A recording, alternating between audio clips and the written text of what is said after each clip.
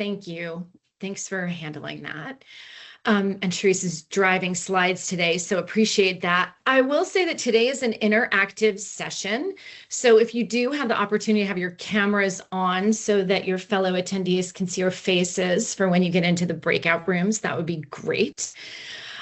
But you can see my bio. I've been working with the Enneagram. I live in San Francisco. I'm an Enneagram coach, facilitator, and now proud to be part of the Aephoria faculty. Personal note, since this is personal work, I came to this work because in 2022, I went on 40 first dates, 40. So call that crazy or call that crafty, whatever you want to call it. I call it fantastic field research. And it's really what got me deeply interested in the Enneagram for couples. And as a sexual four in relationship with a sexual, my relationship would not still be intact without the gifts of the Enneagram. So this is not just theoretical to me, it's very personal. So I'll give you, well, first, I think this is a very appropriate quote from Harriet Lerner. So Lerner did in-depth research in this arena. She's an American psychologist, for those of you who don't know. And I think it's provocative to say conflict is the price we pay for intimacy, but I think most of us are not taught that, nor are we taught what the value of conflict is or can be. So here's the landscape for our next 90 approximate minutes together. Part one is about when the relationship is the client versus one-to-one coaching. And we'll do a breakout. For those of you who are familiar with ORSC, you'll know this language about experiencing the third entity. Then we'll talk about type versus instinct and how that impacts couples. And we'll share in Aephoria the couple's profile if you haven't seen it yet. So we'll do a breakout with live work with a real couple profile. And then I'll talk a little bit about the practitioner toolkit, and we'll talk about one relationship frameworks that will level 5 certification. So today's work is practical as for you as coaches or therapists, even if you are not working with couples.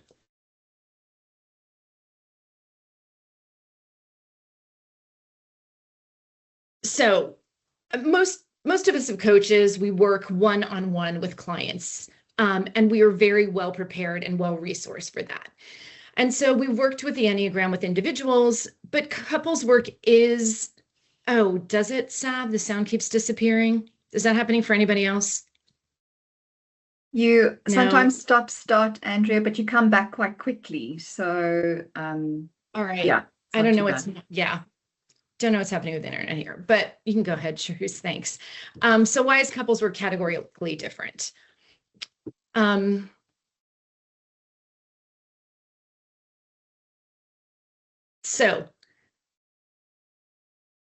And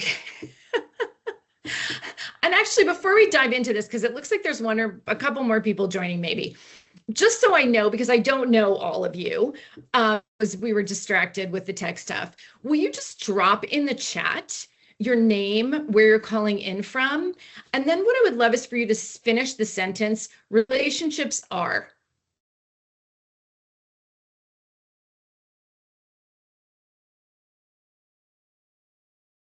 Andrea, while we wait for everyone to type in that, can I ask you a question? Sure. What do you want us as coaches and practitioners to listen out for today that will help us recognize why couples work is a bit different to working one-on-one with the client? I think that for any of you who have had ORSC training, you're already familiar with this. If you haven't, I think what's so essential, and thanks, Kate, relationships are beautifully complex. Yeah, thanks. I'm just kind of reading what people are popping in here. As I was saying, if you've had ORSC training, you're familiar with the third entity. And Sharice, if you want to pop through the rest of the animation on this. We're used to, as coaches speaking one-on-one with clients, right? The client is communicating either what's happening for them now, or they're communicating what's gone on historically, whether they're a reliable narrator or not. Question, that's part of what we deal with. But in couples work, what happens is partner A is talking to the coach, partner B is talking to the coach, partner A is talking to partner B, and vice versa. And the coach is only ever speaking to the relationship. Now, this becomes particularly challenging when, for example, happens from what is that you're working with one person in the relationship and they're interested in couples coaching. And so they are bringing their partner into the dynamic. So then needing to be so aware of holding neutrality. And so holding presence happens in a really different way in couples coaching. Plus, the beauty of it is that couples are not just reporting what's going on.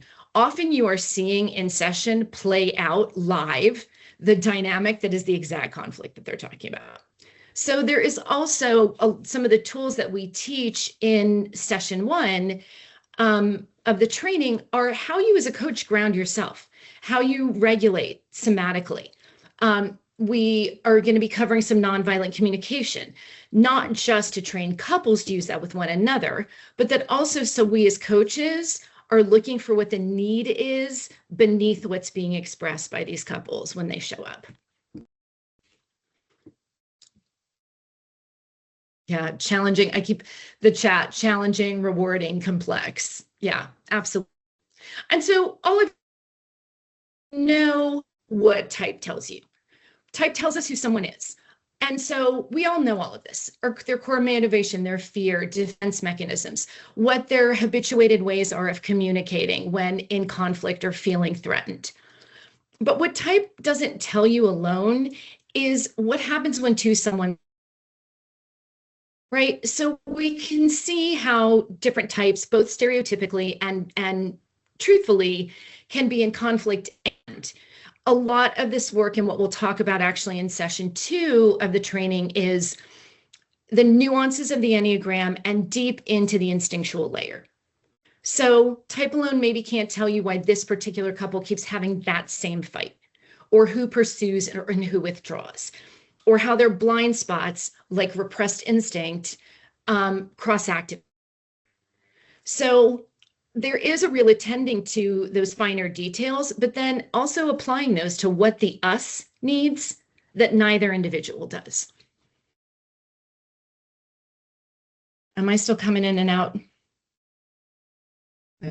Oh, I don't know what to do. It says I have full internet, so I really apologize. Is it super disruptive?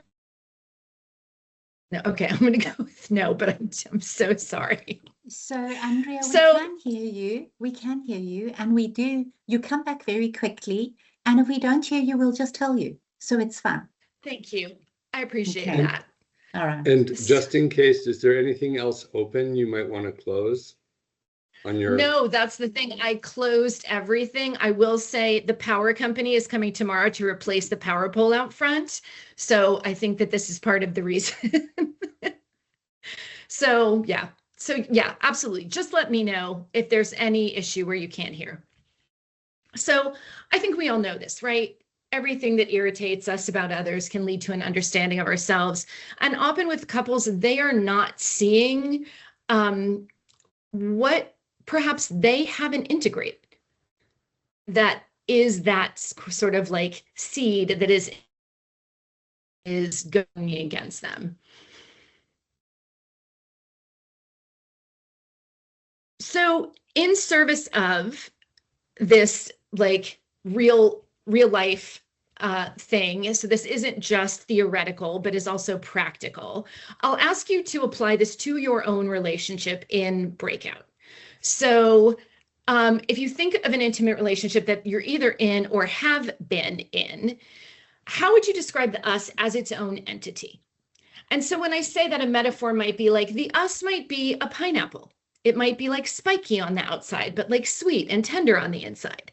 Or I like to describe my relationship with my partner. I'm a sexual 4 in relationship with a sexual, as I said, as like a jazz duo. We love to play together. We're super connected. We love to improv, but one of us is often 3 bars ahead. And I'll let you guess who that one is. And so as we do a quick breakout in dyads, just thinking about what does the entity itself want that either of you may not be, might not need individually. What is it protecting? So Sharice, if you'll break us out, and I'll pop in the chat. Okay.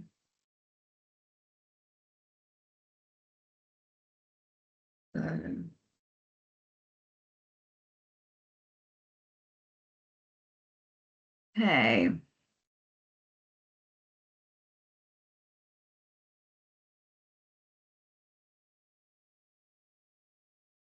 Okay, the rooms are just creating and opening. I'm going to open the rooms now, and you get 10 minutes, right, Andrea? Yeah, 5 minutes each way, please. And I'm popping the questions in the chat. The rooms are opening. Welcome back, everyone. You interrupted us. Oh, so sorry. Just when we were getting into it, the 2 4SXs were getting intense, me and Kate. Yes. You'll have another chance. Thank you.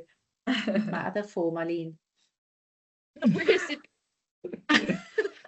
curious if anybody wants to chime in on whether in your conversation, whether you realize that like the us wants something that maybe neither of you necessarily. Can you repeat it, Andrea, please? Yeah, I was saying you would like to share. There's something that arose that sort of revealed the us wanting something that maybe neither of you have individually expressed. No. I think we had perhaps this is a little bit of what you were saying, but something slightly different. It was more acknowledging that the differences between the 2 people in the relationship allowed for there to be something more than the sum of the parts. Right. Yeah. Yeah. It makes so much sense. That's when we're doing it well, right? Is when we can make it work that way. Does anybody else want to chime in? I was saying to Kate, who was really a great chat partner, that we've actually done this report and another one, and I actually work with Shelley. We do the retreats for couples. So I had to drink my own champagne because you can't go and facilitate if you aren't actually doing the work. And I said, what do we want? I said that we're like a 4x4 adventure vehicle that likes to go mountaineering, and there's a bit of scratchiness on the undercarriage from the rough terrain we've been through. And what it wants is to really stay now in this beautiful space that we've discovered, parked next to a watering hole and watching the landscape and the creatures that come visit.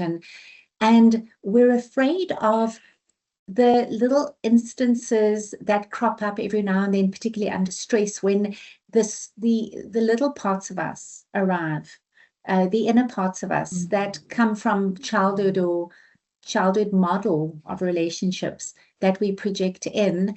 And the fear then is that we would lose the connection and this beautiful vehicle that we've created over 16 years that is just awesome. Yeah. So that's the fear and the want. Yeah. And that's such a great metaphor. Yeah. Thanks for sharing. Jonathan and I were talking a lot about discernment and sort of determining, if you're doing something differently, are you doing it for your partner or are you doing it for the relationship? Like, what does that look like? And then how do you discern what is the relationship when it is sort of, sitting in that other chair? There's some exercises in the report and some really helpful things that are application, but that idea of like putting the relationship in the third chair and to hear what it needs from the voice of each of the people, couple. And when is it not for both the other person and the relationship? And what does it mean for it to be for the relationship and not for the partner? Yeah, sure. Yeah. So we'll keep going if that's okay. Right, I'm bringing up the And slide. thanks for chiming in.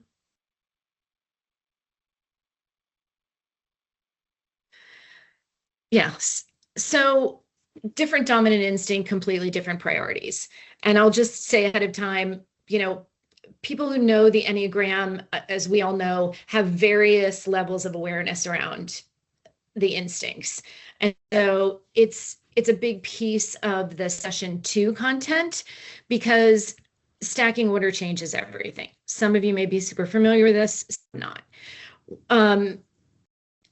Sharice, if you want to roll us. So, show of hands, how many of you are familiar with John Lukovich's work?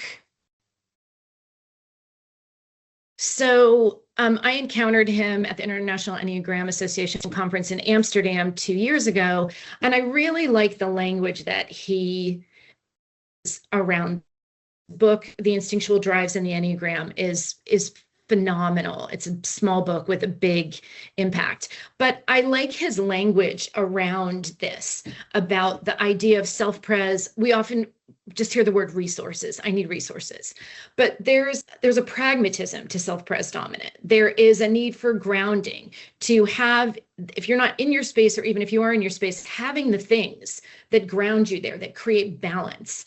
And so I think what we miss is that piece of safety. We talk a lot about safety and connection in the training too, and different types and different dominant instincts need different things for safety. And in doing this work, go ahead, Sharice, you can roll us through.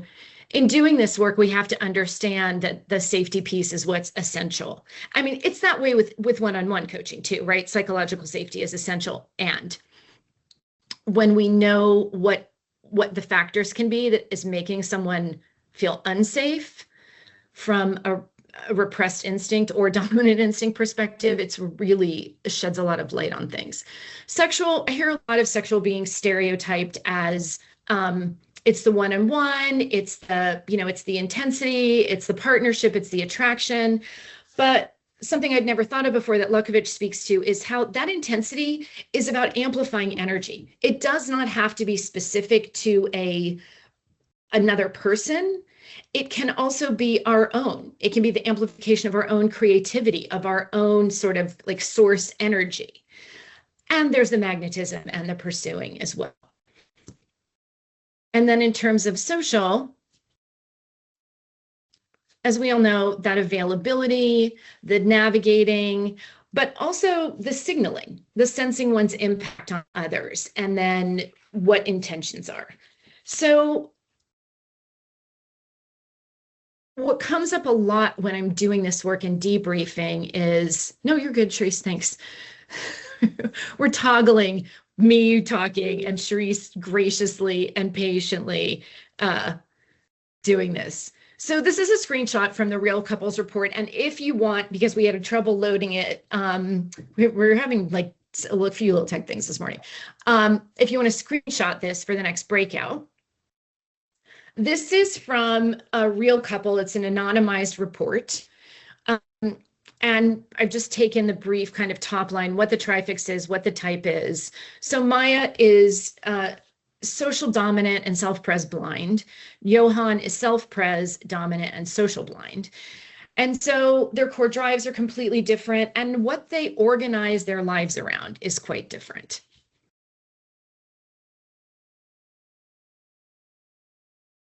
So this is the piece of the polarity about where we see conflict arises that we may not notice, that is separate from what comes up in type, right? So for Maya, it's image consciousness, it's moving toward recognition, very, very type 3, but expanded, right? Because she's social dominant. And for Johan, it's more conservative. It's holding the structure. It's needing to have security to feel grounded. And so they've got this polarity going that has nothing to do with how much they love each other. This is like a literal biological drive that feels threatened when we don't have those needs met. And so I think that sometimes we don't necessarily take in the depth of the fact that this is precognitive wiring. And that even if we can articulate what's going on, sometimes, because if we're knowledgeable about this and we're doing the work, but sometimes that somatic experience is so deeply ingrained. You were talking about, if some small thing from childhood comes up that feels like a threat to trust or safety, and whatever tool you use to organize yourself around that, right? As each of the dominant instincts use different tools, that's when things can arise that clients are not aware of what's informing that.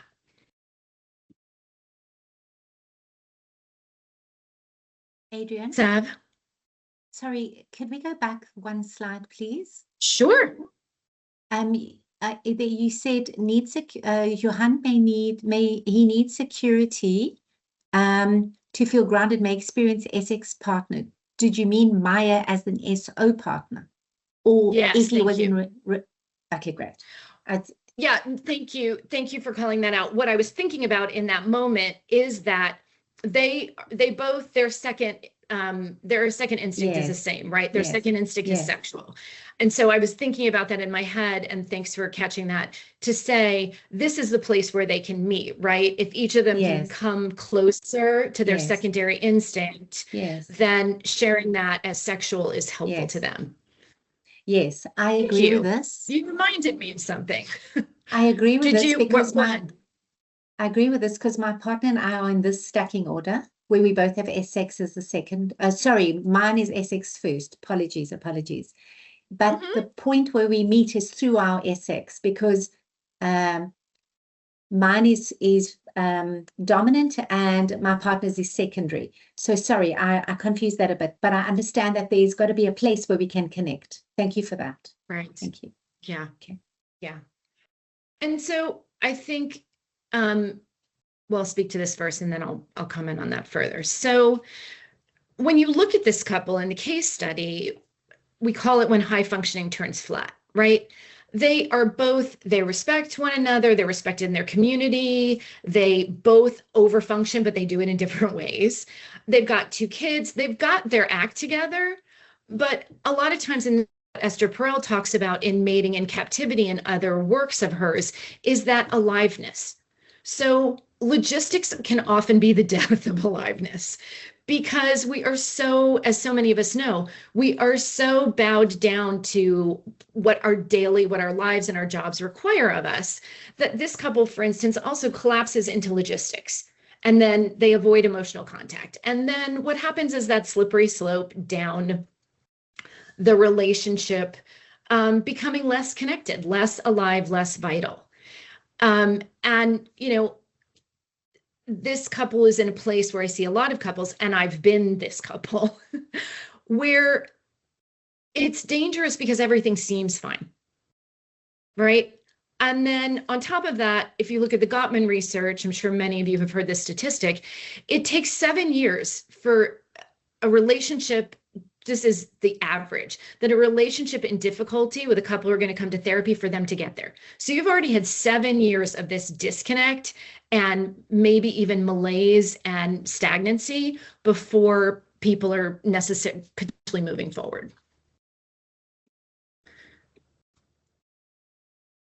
I told Sharice I would nod her head for slide changing, and now I realize I'm not doing that.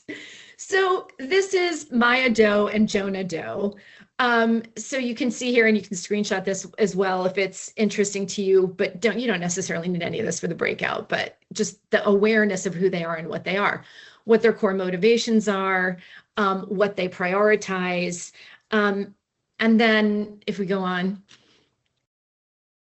for those of you who haven't seen the couples, a sample report or your own reports on this, what I want to point to also, and that we'll be covering this in session 4, is this is not just about teaching like deeper dive into the Enneagram and object relations and instincts, or the frameworks like of Esther Perel or John Gottman,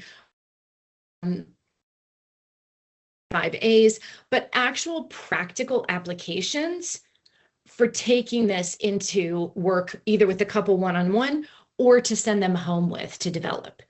And so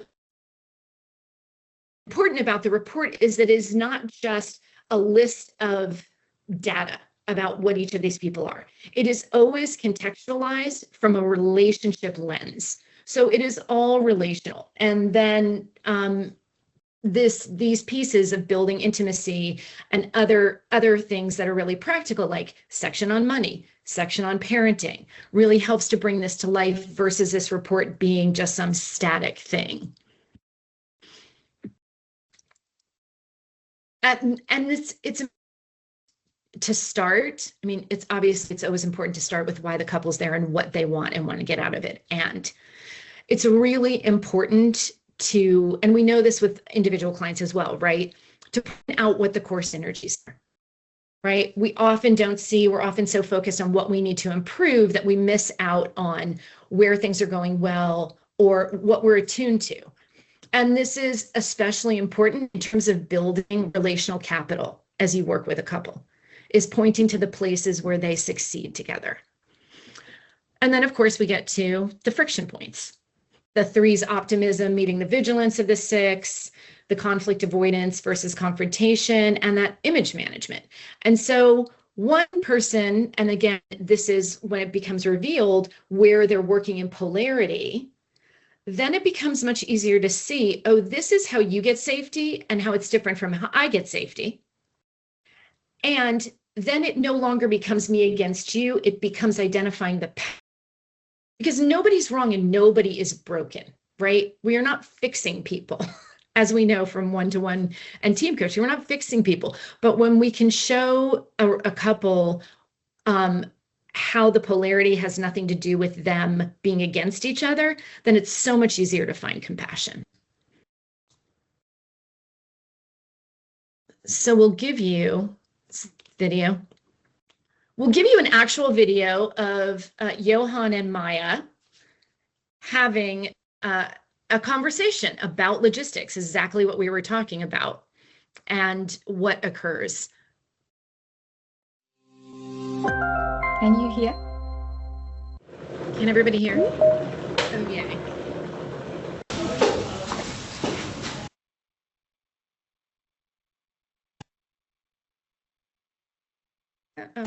Okay, 10-minute money meeting and we can actually relax. Right, so rent's done, Wi-Fi is done. I moved my bonus into the savings like we said. We're good. Good. It's not a number. I paid that. You paid something. It says it's overdue. It's a timing thing. It always looks dramatic before it updates. It doesn't look dramatic. It is dramatic when they They're cut not you cutting off. us off. How do you know? Because I handled it. You always handled it, and then you find out we're handled on the edge of a cliff. Okay, now that's unfair. I'm not trying to be unfair. I'm trying not to be surprised. I don't surprise you. I'm not irresponsible. I didn't say you were. You implied it. I implied I want to know what's real. What's real is I'm tired, Jonah. So am I. Let's just do the numbers. What's the fear here? What's the actual fear? My fear is a 10-minute money meeting feels like a performance review, and I'm always failing. I'm not grading you. I'm trying to keep us on track. Track? To what? To being impressive? Sorry, do you want us to be broke and romantic? Is that the vibe? There is.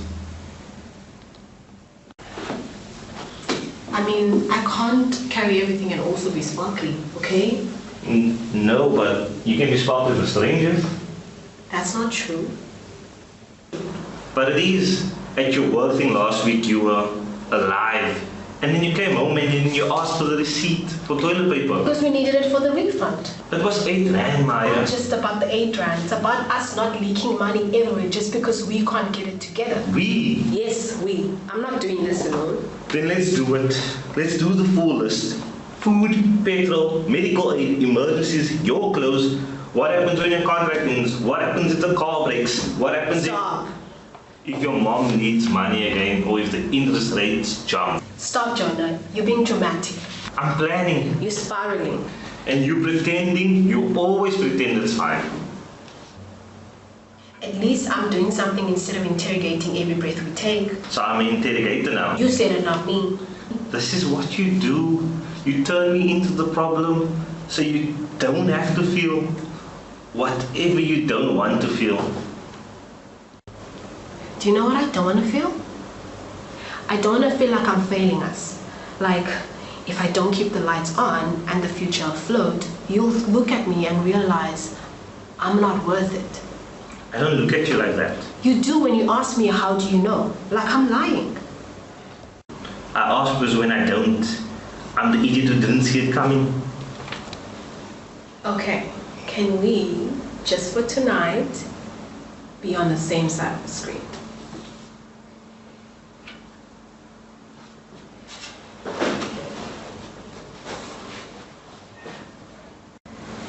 I don't want to fight about receipts. Me neither. I want you to feel like you want to be here. I do. I'm just not very good at being here when I'm scared. Same. Sorry for the abrupt stop. So we see how their structures work against each other, right?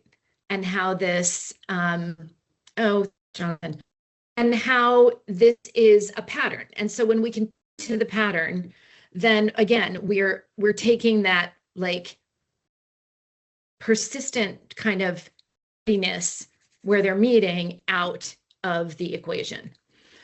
And so this is what happens. Maya accelerates, right? And like leave it to a scheduled money meeting, very efficient, very focused, very success driven. So she wants to keep them moving toward their goals and check off the list and get it done. He breaks because he's like, wait a minute, I feel anxious about this. I want to make sure all the boxes are checked. I need to feel safe. She sees this as obstruction. And then that's actually wrong. It's Johan, sorry, reads it as dismissal. And so that's the pattern that keeps getting habituated. And neither person is being unreasonable from inside their own lens and their own experience. But that's the structures that we're up against. I'm curious if anybody did anybody have a somatic experience to the video? Jonathan, do you want to say something? I see you nodding. Yeah, it's sort of, I mean, through most of it, it's sort of like watching a car crash. I mean, I've seen these patterns so often. Yeah. Yeah. You know, they can't help themselves from going down that path. Yeah. Yeah, absolutely. And so this, obviously illuminate what is pattern and why. And it really is the why that matters. It is, and they both named it, right? Fear that comes up for different reasons for each of them in different ways. And so that's where using the tool of the Enneagram as a practitioner, we can intervene at the level of structure, the architecture of what they're dealing with versus whatever their behavior is. So using this couple's profile, what question might you ask them in the first session about how they communicate specifically in conflict? And Sharice, if you want to break us out, does anybody have any questions before we roll into that?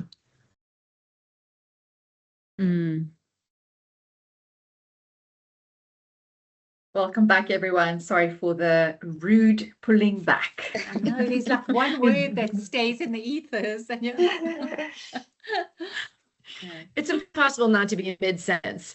I'm curious for anyone to share questions that you came up with. Kate, So for me, Marlene, sorry. Yeah. So for me, my sense would be to go right down into the basics of this relationship and ask them about what attracted them to each other in the first place. And surface the fundamental polarities in this relationship, the security and the confidence and the drive, before mapping that back to the conflict that they're experiencing right now. Yeah, that makes so much sense. And that goes back to showing them what their core synergies are and what they can work from. Yeah. Anybody else? Sav. I'll go. I feel like I'm raising my hand a lot. This excites me. So we looked at their tri-type and their main types, and they're on the triangle to 9. So the meeting point is 9. So to ask them, can you ever think of a time or times when you leaned more into a harmonious resolution, or where you met each other at that point of being able to receive, feel, sense, and take in, as 9s are so great at doing, right? Yeah. And using the lines, but using languaging that was more resonant with type 9, like harmony and listening and, giving voice and sensing into it. And then the other question we thought about was, and it may not work with all couples, is if you look at the centers in a center of gravity kind of model, where does the us, the third entity, end up when there are challenges? Like maybe avoid the use of conflict, the word conflict, but where does your center of gravity mostly end up? And we spoke about that because in my relationship, we're a head and a heart type, and the center of gravity tends to be the gut, because that's where we can meet, and we can feel that the relationship is ungrounded or untethered. It's feeling unstable. So that's the questions that we came up with. Yes. Yeah, that's great. Yeah, that makes so much sense. And then the fact that the report also has those somatic exercises, because I do think often it's that physical grounding that's lacking. And that's also something that we train in the course for coaches as well, is if you're not using somatic practices, what are the somatic practices you may need so that you can ground? Because as we know, things can be activating. And then, what happens, for example, if there's a dynamic that you're used to in your personal life that's going on in front of you? Or what if your primary client, let's say you were seeing somebody individually and they brought their partner in for couples coaching? What if they're showing up invisible? Then what do you do? How do you ground as a coach to stay neutral? Because something like that, I know I got activated in a session where that happened, and the person I was working with for a long time just sort of disappeared. And I was like, wait, well, this is not the lens through which I'd experience them. So my being able to just really ground in presence. And that's the bottom line. I mean, we know it is for all the work we do, right? Is presence. And for couples more so than ever.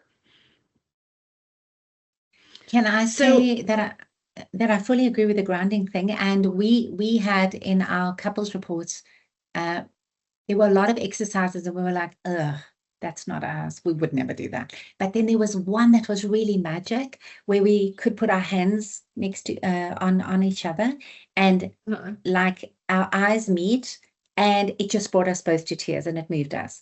And that was the most profound exercise because we were in our bodies, but in our hearts, and also connecting without words. So I want to say the practices really are really great in the report. Yeah. Thanks for sharing that. And thanks for that perfect segue.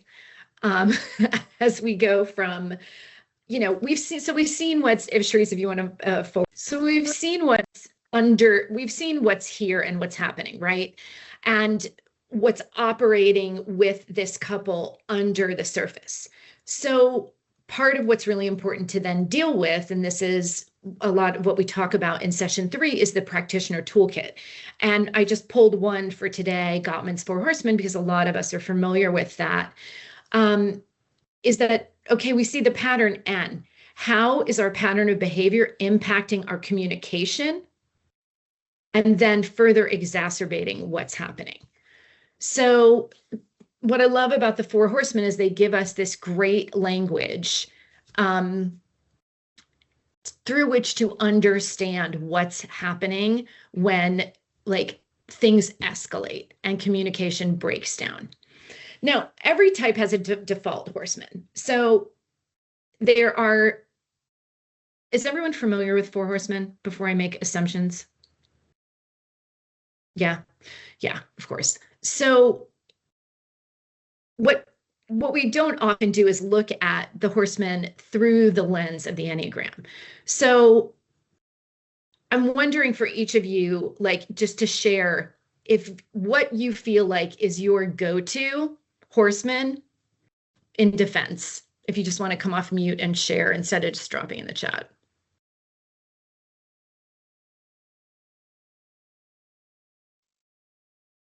I would have to say both defensiveness and stonewalling. Will you share your types, Erin? 9. Yeah. Mm-hmm.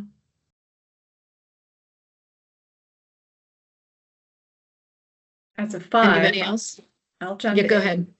Please. Stonewalling was definitely the go-to in my younger years, and I've learned by being through dating Essex types to actually speak up. So that's been interesting. But defensiveness and criticism comes up a lot, and I'm an SP5. Yeah. Karen, you're next on my screen. What about you? I think also defensiveness and criticism, and I'm an NES7 Essex. Mm-hmm. Marlene? So I'm a self-preservation 4, and I would say criticism and defensiveness as well. I would say the same. Yeah. Can you maybe describe what contempt might look like? So criticism is, as we know, it's like it's critiquing the person versus what their action is often, right? And contempt is, the way I describe it is like criticism flavored with disdain. So it's not just the criticism itself, but it is this have a moral superiority that colors the communication. Yeah. Okay. Mine is criticism and defensiveness. Yeah. Thank you. Yeah, absolutely. Thanks. So does everyone know what Gottman has said that they can predict divorce? The numbers are astounding. Like he said, he can predict divorce up to 91%. And one of the, and this is a slippery slope, right? Because you're moving through these often to what is the worst. Which one of these horsemen, when used persistently, is the greatest indicator of divorce in relationships? Contempt. Yeah, absolutely. So, Sharice, if you want to move us on, thank you. So, we don't need to break out, right? Like, I'd just be curious. We can stay in groups because there's such a small number of us.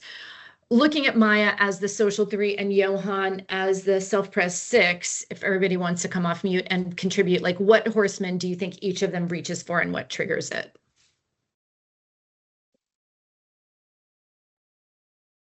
I would guess, I think Johan, for me, maybe criticism, and Maya, defensiveness.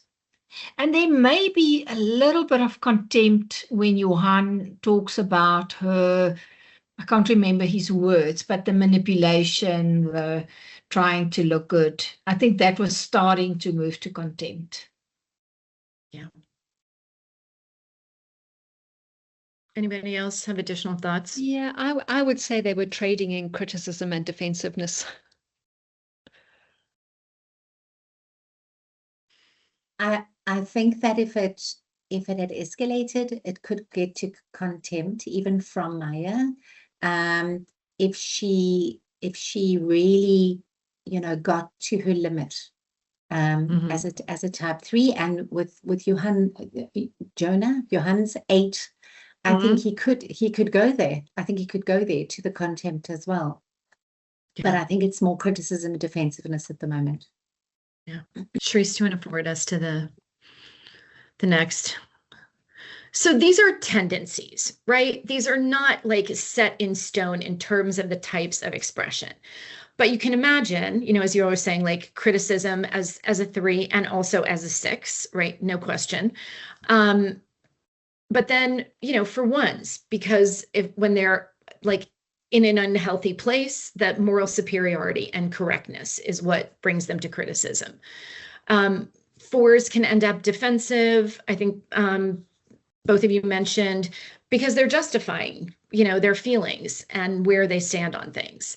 And so we can all obviously use all of these. And I think it's helpful to know or to think about it through this lens so that you know what perhaps the antidotes are that you can use and that you can offer when you're working with a couple. And then also the instinct stacking, of course, adds nuance, right? Like a self-pres 6 and a social 6 are going to express the same horseman really differently. So the language is going to differ, but the tendency of communication pattern will be the same.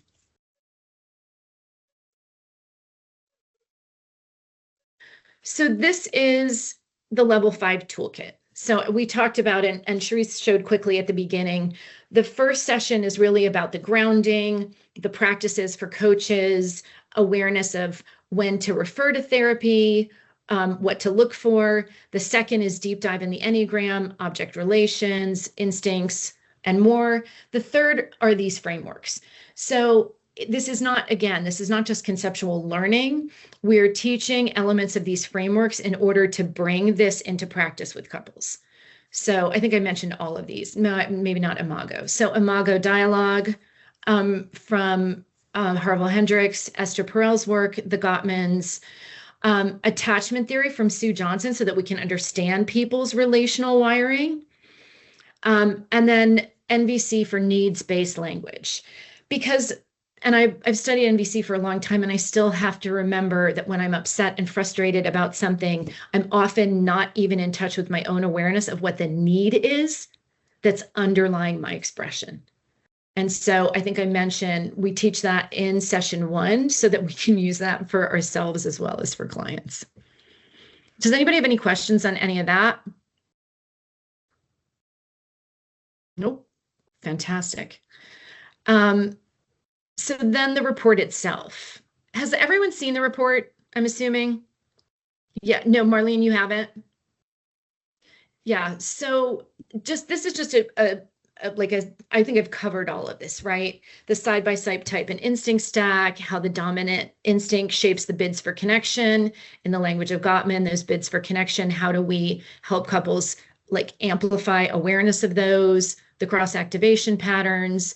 So it is not just illuminating what the details are in each of their types, but the report is customized to illuminate the dynamics and what we were talking about with the polarity that moves through a couple. And the next session, so the pilot, as Sharice mentioned, starts tomorrow. The next training starts May 7th, and it's on those dates. The dates got changed, but the days didn't. I'm like, those 7 days apart, but different days a week. Those are all on Thursdays. I believe, the 7th, 14th, 21st, and 28th. It will be offered again in September and then again in November.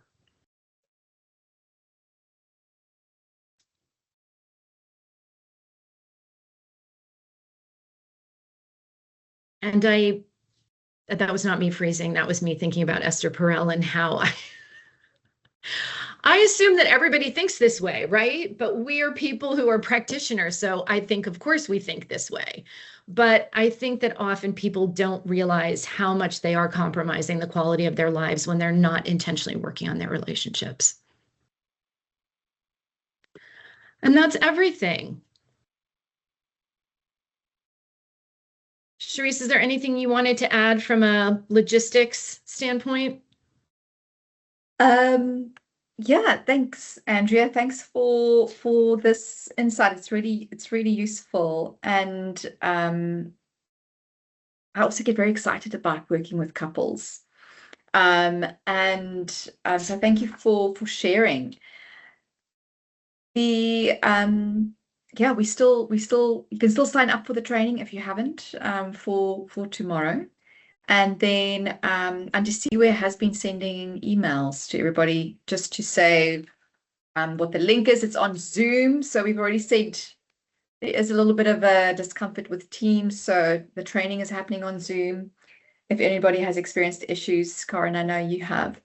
And then, it will be discussed in terms of what does accreditation look like during the course of the workshop as well.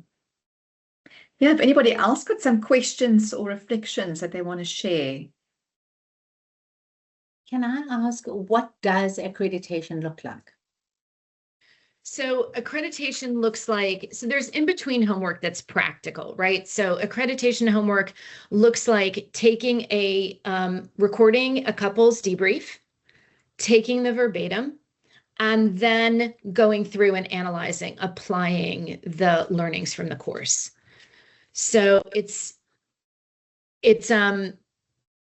one piece of the homework. There'll be, for example, you can use the same couple for all of the relationship pieces, but there'll be an exercise that's homework that's relationship mapping, how two types map against one another.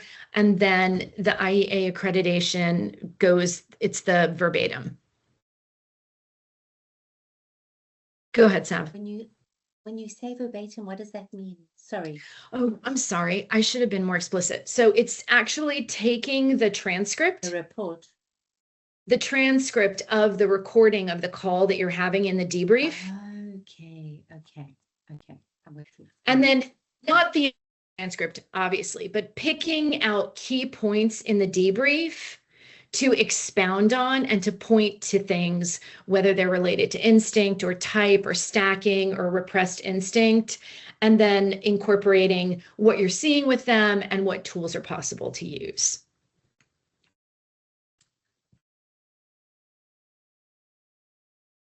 Is that clear?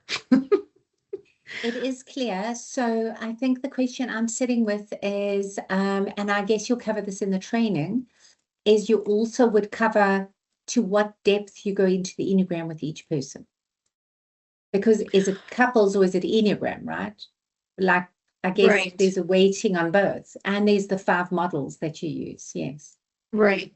So the way, and what's also included in session 4 is the practical pieces of that, right? Like, what does a sample coaching engagement look like? That is maybe just a one-off where you're doing a debrief versus maybe you're doing a 6-month engagement. So we'll cover that. We'll cover the things to look for in terms of like ethics, times when you should not actually be coaching this couple because there are things that are going on that ethically you should remove yourself from. We'll cover literally how the logistics work, right? Which is generally you're debriefing each person in the couple separately. Now you may, if you've been working with one of the pair, you may have already been working with them with the Enneagram, and then doing the couples report together. And so that can be done a lot of different ways. The way that I tend to do it is to set up a 60-minute call once they have both had some time to sit with their reports, particularly if they're not conversant with the Enneagram. And then I ask them to bring questions, but it doesn't, what I've done is not necessarily gauge what level of depth, to answer your question directly, we're going into with the Enneagram, but to follow them as to where they see the challenges, and what, obviously what brings them there, but also I ask them kind of, where are they right now? And so them speaking about where they are in their lives, in addition to the context of the relationship, is super helpful in being able to determine how the work's going to unfold.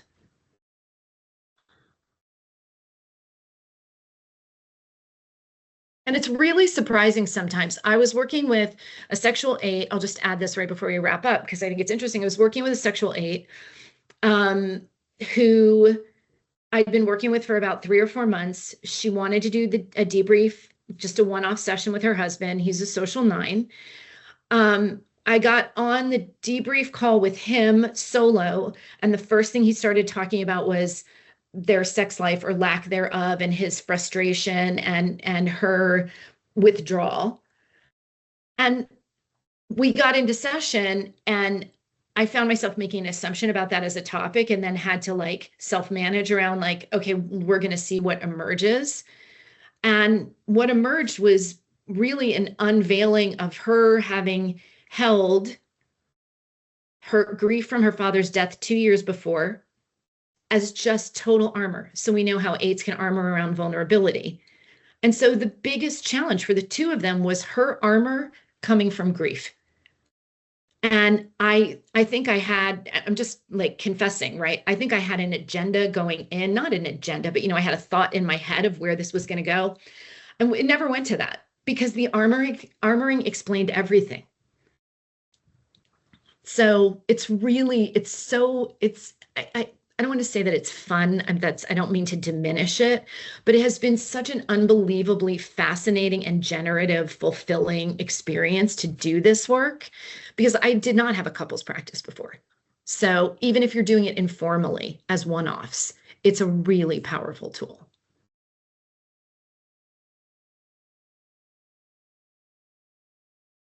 And that is the end of my promotional spiel.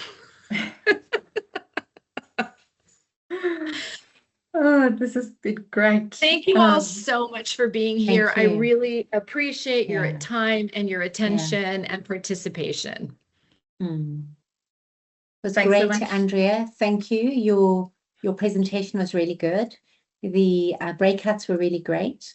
And it was short, but it was informative. And I think it gave us enough. I mean, I'm already sold on the report. I use it. So, and there's, I want to really say, the value that you get out of doing it yourself really opens your eyes, even if you're not in relationship with someone, but if you're in part, if you're not married, if you're in relationship or you're in a new relationship, I think it really, we sat with every single paragraph, and that's where it really hurt and was rich, because we even had to call time out to go, I can't do this right now. Right. But it was so rich. It was really beautiful. And I think it's one of the best reports. And I've seen 3 that I've used. This is definitely the top of the 3 that I use. Yeah. So I would highly recommend it. Yeah. Great to hear. Okay. Thanks, Seb. Good. I'm curious if you'd be willing to share, was there something that really surprised you a great deal in sitting with it together? We went through we literally said, well, I said, that I'm doing these couple retreats, and we're going to be using the Aephoria report, and I'd only ever used another one that's in the market. And I said, are you up for this? And of course, you put it out to the universe, and it comes like a heat wave, right? And we noticed that suddenly, all these tests were coming, and we would go, okay, let's go back to the report. And there were times when we actually didn't want to even look at that report. And we said, no, we'll structure time every weekend and go through either a section or a part of a section, but not leave until we've read it. So one of us would read it aloud, and then we would go, okay, so how do you feel about this? And we'd make notes in the margin, right? So of a laptop, because we wanted to actually have somebody support us on it. And actually, once we'd been through the whole report and we'd made our notes about how I feel, or I think this is bullshit, or I think this is great, or this made me feel really horrible, or I didn't know this about you, or, you know, it was really quite deep. At the end, we realized we actually didn't need the facilitation, because every time we hit a roadblock or a sore point where we'd go, let's just take a break. And we found that in that space between that session and the next session, there was a lot of integration and reflection, or we'd go and do the work, like body talk or constellation or therapy or whatever. And we'd come back and go, wow, that's not triggering anymore. So for me, what really was powerful is doing the work while doing the report, right? Yeah. And we could go there because we both share 4-5 and we both contracted to go deep, but I don't know that every couple would go there, right? So I'm saying I don't know that it's for everyone to go that deep. Yeah. But you know, 4s can go deep. Indeed. Yes. Yeah. And I like pointing to the practicality of doing the work in between is what is really essential to get couples to do. So thanks so much for sharing that. Yeah. Thank you. Fantastic. Wishing you all a great rest of your week. Karen, I'll see you tomorrow morning. And thank you so much for joining us. Thank you, everybody. It was really lovely to have you here. Thank you. Okay, bye.